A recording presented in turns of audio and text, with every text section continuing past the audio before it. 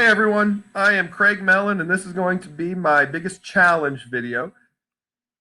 And thinking of the biggest challenge that I've seen sort of in the instructional technology realm of my career, I guess, and something I think I'll probably deal with some in the future is trying to figure out how much technology should be available in the classroom. So, I'm thinking of devices or online subscriptions to different tools, even things like infrastructure and how much network should be available. So that's something that I've looked at with my.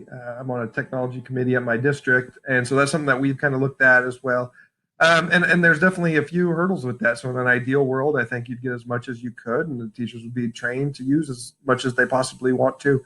But obviously, that's not the case. So the budget is probably the biggest factor in all of this.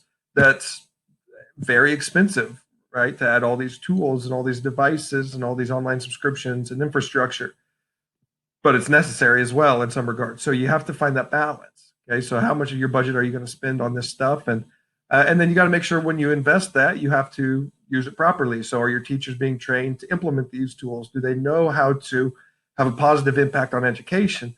Or these devices being used for things that we could have done in a much cheaper manner. So I think that's a huge challenge for every school and every district. But it's something that I've looked at a little bit with my district, but going forward with this degree, hopefully I'm in a position where this is something that I'll be considering for my own school or wherever I end up in the future. And so it's something that I think is going to be challenging, especially if we're looking at today's world when we're doing virtual schooling most places very suddenly, very quickly. So we've had to realize what devices we need for this different environment, and are we adequately set up to do that or not? And every school's in a different position around the country, and so I think that's something being evaluated, sort of on the spot right now. So for this issue, I think there's a pretty big audience. I think obviously district leaders and administrators, technology departments are probably the key decision makers on this.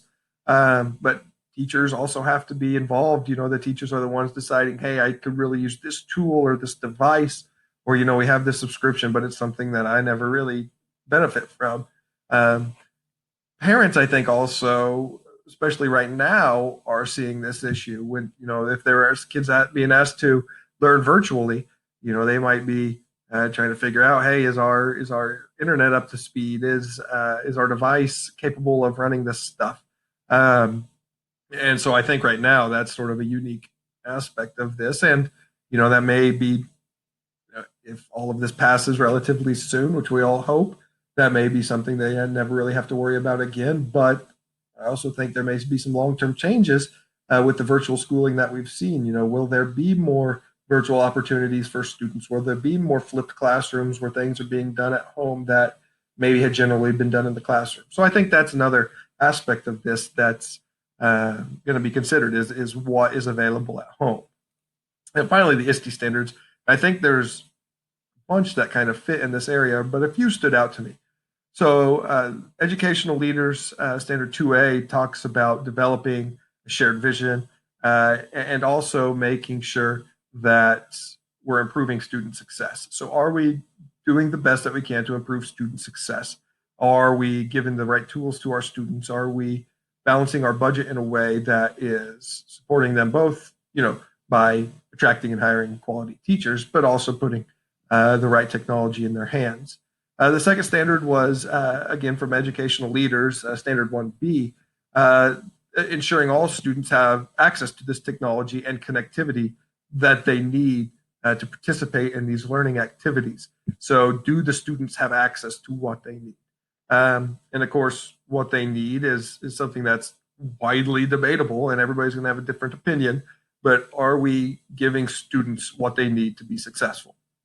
And then lastly, the ISTE standard for educators 5B, with teachers being able to design authentic learning activities that align with their content area and standards, using digital tools, using resources online to make sure that we're giving opportunities for deep learning. So are teachers trained to do this? Do teachers know where to look? our teachers involved in making these decisions.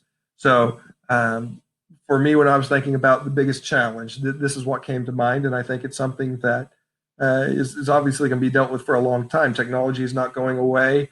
Limited educational budgets aren't changing. That issue is not going away either. So we're always going to have to find the right balance and decide what level of technology, which tools best serve our kids and our learners. All right. See you later.